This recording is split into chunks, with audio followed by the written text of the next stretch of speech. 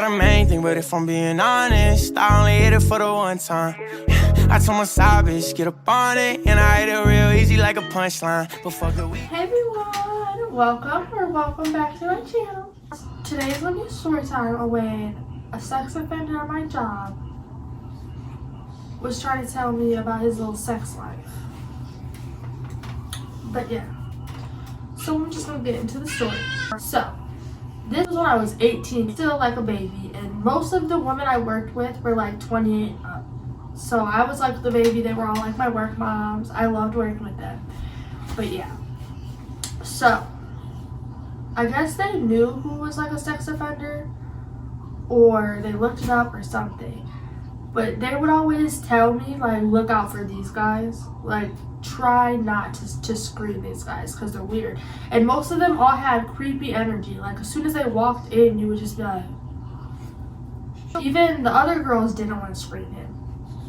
Or any of the other ones. But anyway. So this guy came in on Tuesdays and Thursdays. And usually I didn't work Tuesdays and Thursdays. I would just either screen my donor really slow if he was next in line so that somebody else would call him. Or I'd act like I was cleaning. But so I went to work this Thursday and I did not feel good, so I was just not like paying attention how I normally be paying attention. So I'm like cleaning off my station because we had like rows. So I'm cleaning off my station and I'm like next donor, not even looking to see who's next in line. And then I finally look up and this man is cheesy walking towards me, like gums showing. He was smiling so hard. Cut the cameras. Right then and there, I already knew I fucked up. Honestly, right then and there. I don't think I emphasized how big this dude was smiling when he walked up. Like, when I looked up and looked at this dude, he was like... I'm smiling, being fake nice, being like, hi, how's your day going? Yada, yada, yada. So, I put him on the scale and weigh him. Boom. His weight checks out. He can keep going. I take his blood pressure, boom, checks out, he can keep going. Then I take his pulse, and that shit is like 130, and the highest we can let you go is 100. So I tell him, like, try again tomorrow, blah, blah. He's like, can we just try it one more time?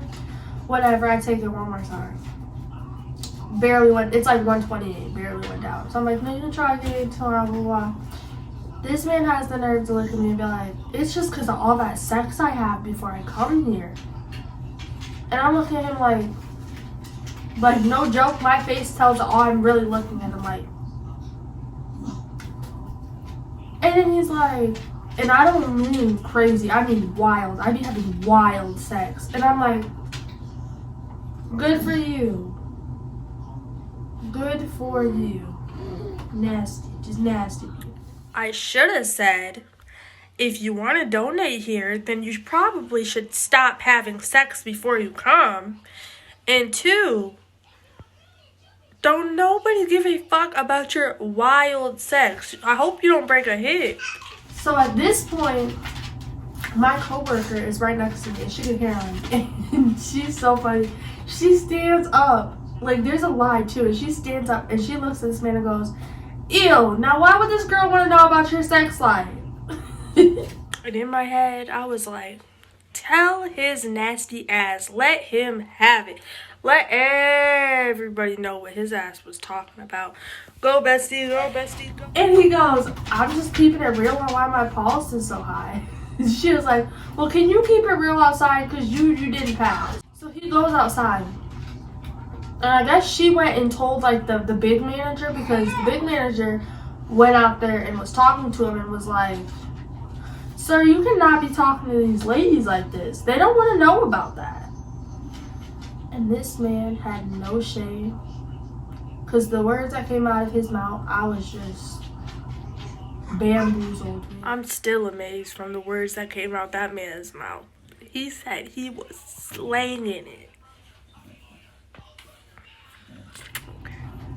This man looks at this lady and says, I was just telling them the reason why my pulse was so high is because I have crazy sex. You guys wouldn't know nothing about the sex that I have. First of all, sir, none of us, and me for damn sure, don't want to know about no sex that you be having. I don't want to know about it. I don't want to even think about it, to be honest, because you look like a crackhead, but that's another story. Then this man says, I mean, I really be slanging it. Sir, slanging it or hanging it? Because you're about 60. 60, probably 65. At that point, I was like, she gotta go. He's gotta go. Bye. And then she was like, sir, nobody wants to know about that. Again, she said the same thing. Then he has learned with her that it's not my fault your husband's not having sex with you or something. I don't know why you're so butthurt about it. And that must have hit, she must have been going through some shit, or that must have hit a nerve with her, because she kicked his ass out. She stopped, he can never go back there and donate there. And I was just like, but he needed to be taken out of there because he was nasty. And the stuff he was saying was just outrageous, really. Especially for him to be that old. But anyway.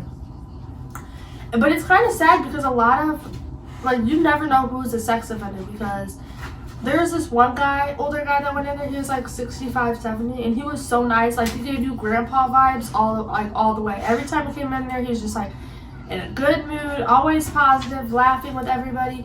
And then I guess they looked him up, and he was on the sex offender list under violent offender. I was like, you really gotta watch people, because you just don't know what people be doing, really. But that's today's story time. If you liked it, please like, comment, and subscribe. And yeah, I'll see you next video. Bye. Main thing, but if I'm being honest, I only hit it for the one time. I told my side bitch, get up.